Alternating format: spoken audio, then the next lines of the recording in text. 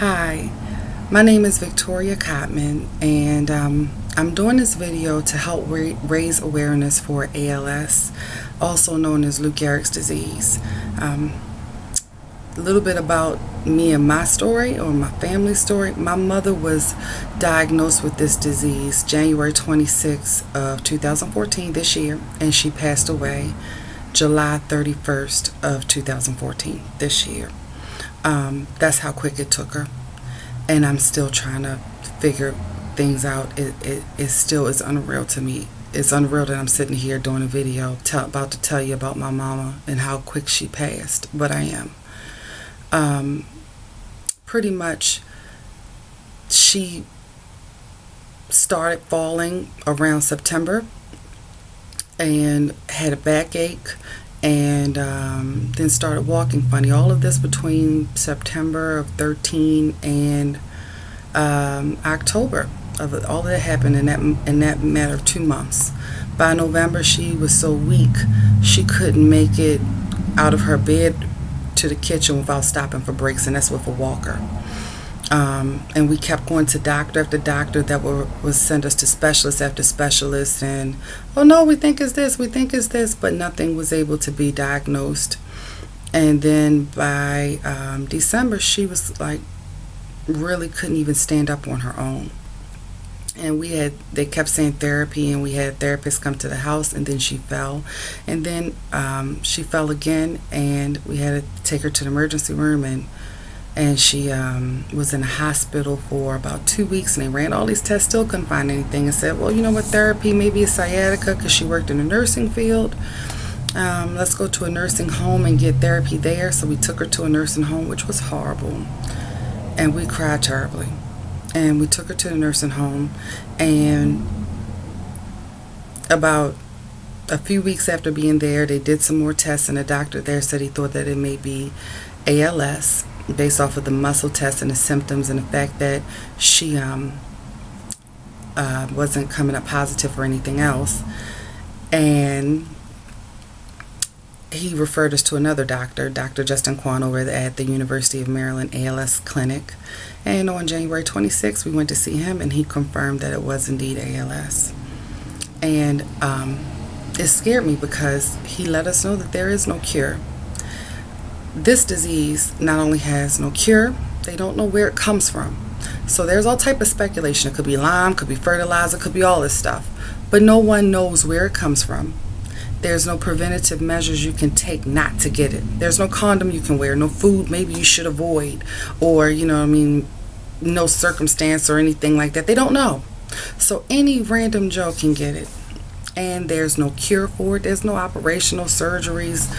They have one pill, and that pill only works on some people. It doesn't even work on, you know, all the people. And that's just to help slow it down. That's not a cure. Just to help slow it down if it does. And pretty much when you're diagnosed with this disease, you're diagnosed without hope. When they diagnosed my mother with this disease, I felt like it killed our hope. It killed everything.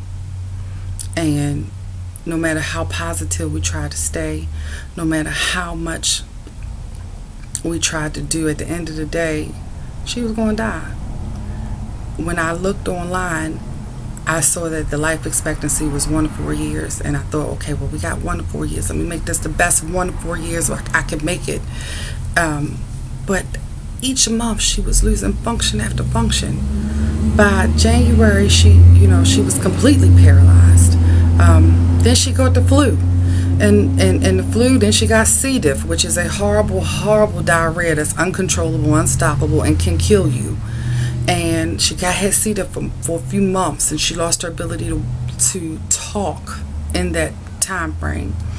And then she lost her, by May, she was losing her ability to move her elbows or her arms, and her fingers by June.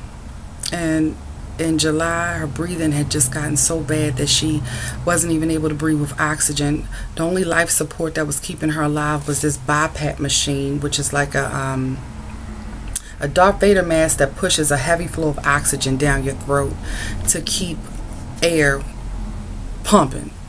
because you're not able to get enough air on your own.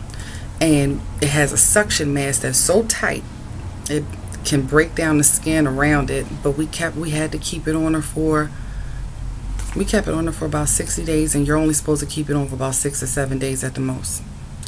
But it's what we had to do to keep her alive. And about 4 weeks ago, she went into cardiac arrest because she wasn't getting enough air, even with the BiPAP, because that, wasn't going to last forever, and she was getting weaker and weaker. And we went to hospice, and she died on the 31st. And this disease took my mother from me. I didn't know anything about this disease until she got it. I heard about it, but I didn't know anything. I didn't know how horrible it was. How your mind is still there, but your body is just absent, but your mind is present. And how it leaves you in jail mentally, horribly, and physically in pain. It's excruciating. It's excruciating to watch. I miss my mother terribly. And even now, I think she was too good of a person to go out like that. And I'm having issues with that. But I hope that all of these ice bucket challenges and the donations are just a blessing to anyone afflicted by this disease. And I wanted to help give awareness to it because it's needed. The ALS Association isn't as big as maybe cancer or HIV or one of those, because it isn't as known. People are like me, you don't know it unless somebody gets it or it happens. But it's so many people that are afflicted by it, and the ALS Association was great with us. When my mother got sick and couldn't walk, they helped us with wheelchairs. And those wheelchairs, electronic wheelchairs, are expensive, and insurance doesn't cover all of them, especially when you're in a nursing home. And we were trying to get her home before her last days, but we had to go through Medicaid and all this other stuff, and it took a long time. And sadly, we weren't able to get her home in time. But while we were there, the ALS Association helped make it a bit easier. That wheelchair was like a salvation for Mom. She hated getting in the bed because it was like a jail. She couldn't move, she couldn't do anything. And when the bed rails locked, she said it was like hearing the jail bars locked, and it was miserable for her. But in the morning, when we got her and we had to put her in this Hoyer lift, it was a huge thing. It took about 30 minutes to an hour to get her out the bed. But when we got her out the bed and we put her in that wheelchair every day, it was all she wanted. It was peace, because it was an ability to have some form of independence, even just to sit in a chair, some form of independence. And she suffered, but the ALS Association helped us keep some type of normalcy while we could, when we could, while we're losing each function. When she was losing her ability to talk, they provided a microphone to amplify her voice. Now eventually that didn't work because she lost it, but while it was low and we couldn't hear, we could understand her for a bit.